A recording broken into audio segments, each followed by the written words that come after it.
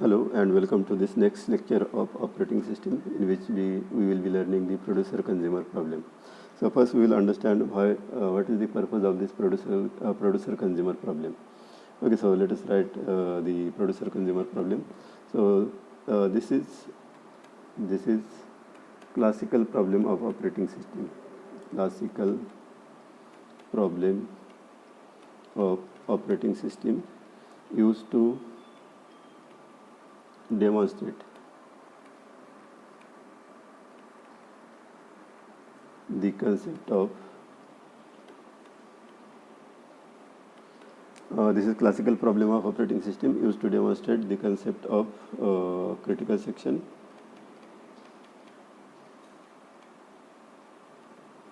and process synchronization. So the producer consumer problem is a classical problem of operating system which is used to demonstrate the critical section and process synchronization kind of the problems in operating system. Okay, now there are two entities in this problem. Let us write the entities. The entities are, first entity is the producer,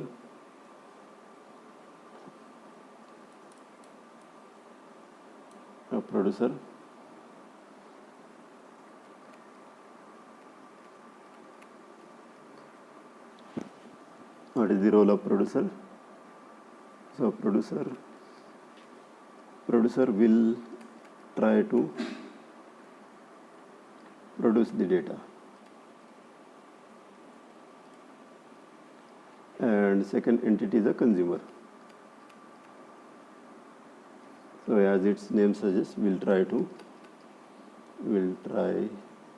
to consume data. Okay, so there is one entity which is a producer which will try to produce a data, and one entity which is consumer which will try to consume a data from let me write here, from bounded or unbounded buffer.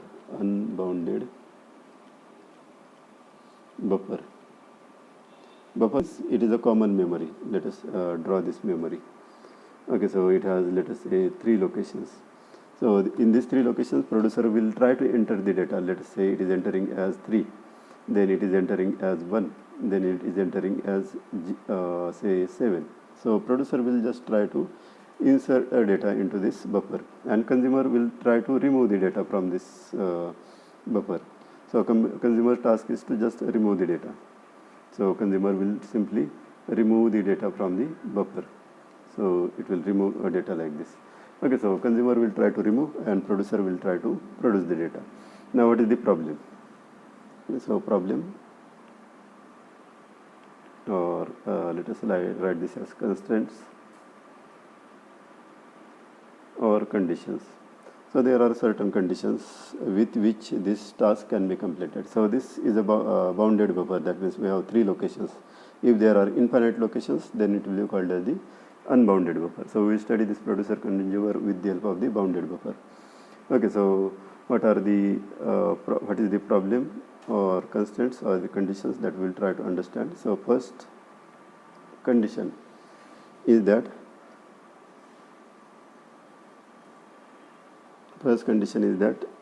producer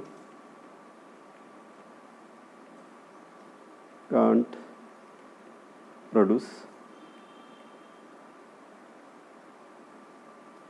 if buffer is full. And second condition is, like a producer have the limitation that once he has produced this data here, then if buffer is full, then he will not be able to store the data, and at that time he should stop, or he should be blocked. Whenever the buffer is full, at that time the producer should wait for consumer to consume the data. And what will be the condition for the consumer? Consumer can't consume when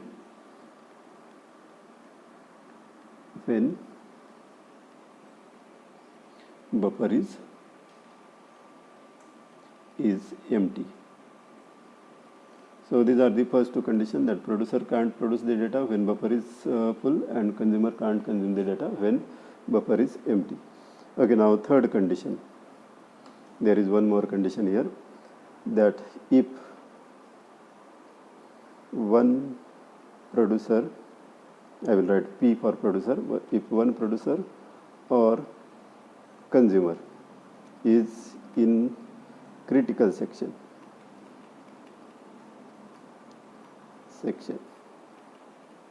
then no other producer or consumer will be allowed to enter critical section. Okay, so these are the three constants for the producer-consumer problem. Let us revise this. Producer-consumer problem is a classical problem of operating system used to demonstrate critical section and process synchronization. What are the two entities? Producer, which will try to produce the data; consumer will try to consume the data from the bounded buffer or unbounded buffer. And what are the problem or the constants or the conditions? Producer can't produce if buffer is full, consumer can't consume when buffer is empty. If one producer or consumer is in the critical section, then no other producer or consumer will be allowed to enter the critical section. Okay, now let us study the algorithm for producer and a consumer, or a pseudocode for the producer or a consumer. Okay, let us write this as a pseudocode.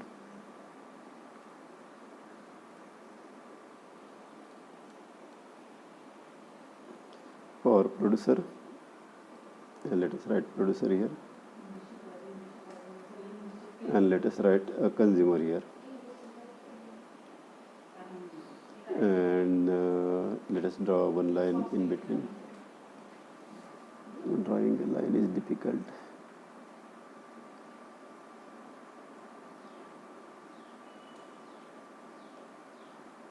Okay, let it be. Okay, so this is the producer and this is the consumer.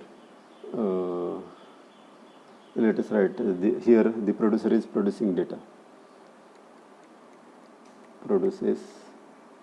Okay, so there will be some logic that we will implement in the program, that producer is producing a data here. Okay, now if producer is producing a data and here consumer is consuming a data. Consuming data. But we have different conditions. What are the conditions? First condition is producer can't produce if buffer is full. So producer have to check whether buffer is full or not. Okay, so for that we will use two variables. One will be called as, let me write this variable names. One variable empty and one variable full. Initial value of empty we will put as 5 and initial value of full we will put as 0. Okay, meaning of this is there is one buffer like this, and which has 5 locations, 1, 2, 3, 4 and 5.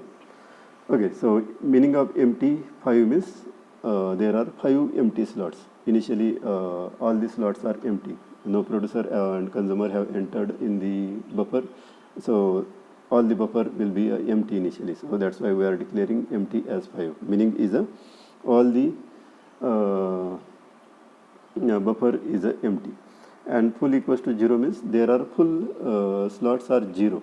Full slots are 0. Okay, let me draw another, and so that you will explain, you will understand. 3, 4, 5. Let me write data here as 2 and here as 3. So what will be the values of full and what will be the values of empty? So full indicates full slots. So how many slots are full?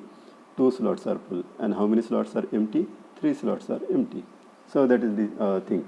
Here 0 slots are full, so we have written as 0, and all the slots are empty, so we have written as a 5. Okay, so in this example we have considered empty as a 5 and full as a 0. Okay, now what producer should check? Producer should check whether, let me write this as 4, 7, 9. So full will be a 5 and empty will be a 0. So producer have to check whether the buffer is full or not. So what it should do?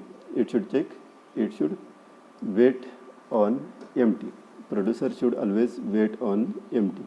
Wait on empty means when empty value is 0, it will get blocked. So here it should write the first statement as same underscore wait on empty. So whenever buffer is full, empty value will be 0, and when the semaphore empty is a semaphore variable. So whenever semaphore value is 0, at that time what happens? We have studied that in this semaphore definition. Whenever the value is 0, it will get blocked in this while loop. It will get blocked in this while loop. So whenever buffer is full, in this case, empty value will be a 0. So that's why we will put a wait on empty. And whenever it will exit from this, we will write this as same underscore post, and which variable value it will increment, which bit will increment. So whenever it is producing the data, for example, say it has written 1 here. So what is happening here? The full is incrementing and empty is decrementing, isn't it? So same post always increments the value of semaphore variable. So which value should get incremented? The value of full variable should get incremented. Weight is decrementing, so always empty value, whenever producer is producing data, which value should get decremented? Empty value should get decremented. And whenever producer is producing the data, the full value should get incremented. Okay, now similarly tell me in consumer what you will write. On which variable the consumer will wait on? So consumer can't consume the data if buffer is empty. So whenever buffer is empty, the value is 5. Empty value is 5 and full value is 0. So it should wait on full value. So whenever consumer is consuming the data, it is decrementing the full value.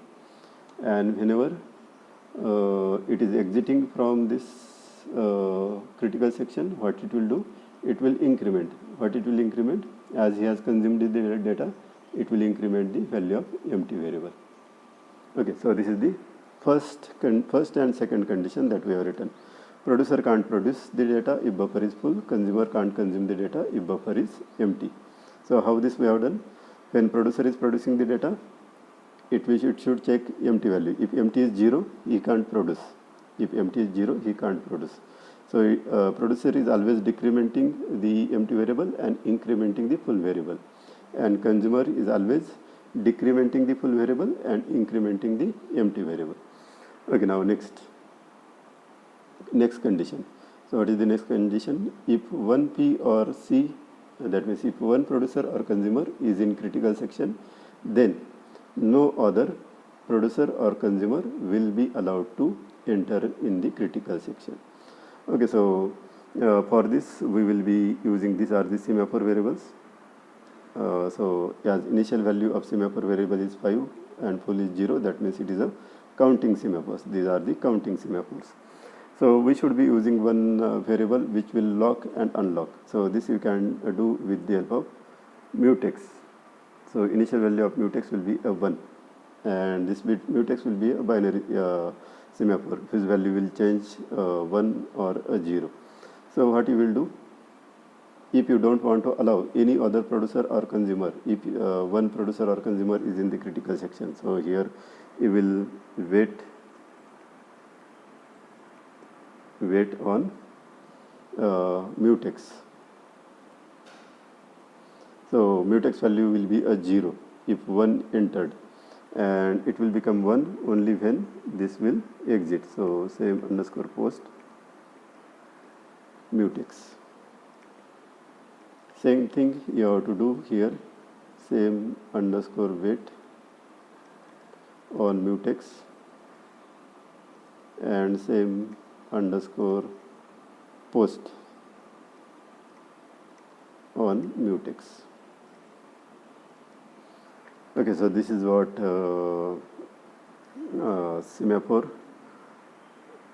pseudocode for the producer and a consumer.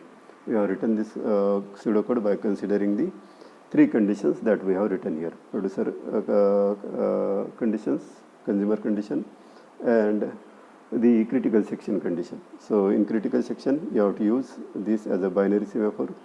This is a binary semaphore. Binary. And this empty and full are the counting semaphore. So binary semaphore, that means 0 and 1 value. So no other producer or consumer will be allowed. Here, more than one producer will be allowed here, because if empty is equals to, let us say empty equals to 4, then what will happen? One producer will try to decrease this value, it will decrease it to 3 and will enter here. So let us say P1 has entered here. Then let us say P2 has arrived and P2 will try to check the empty value. It is 3, so it will decrement the value and enter here. Then P3 will try to decrement the value, so it will make it as 1 and will enter here. But here P1 will try to change the value of mutex variable, which is 1. So P1 has changed the value of mutex variable to a 0 and P1 entered here. Now P2 will also try to enter here, but for entering here, what he has to do, it has to decrease the value of mutex variable, but value of mutex variable is already a 0 and it cannot be further decreased. So the P2 will get blocked here, P3 will get blocked here, and P4 will get blocked here. Similarly, if some consumer is trying to enter in this critical section, then what will happen? It is trying to wait on mutex. So mutex value is already a 0, that is done by a producer. So consumer C1, C2, whoever will try to enter here, they will be blocked here only. Whenever this P1 will exit from here, then either P2 or C1 will enter in the critical section. So this is how this solves the critical section problem.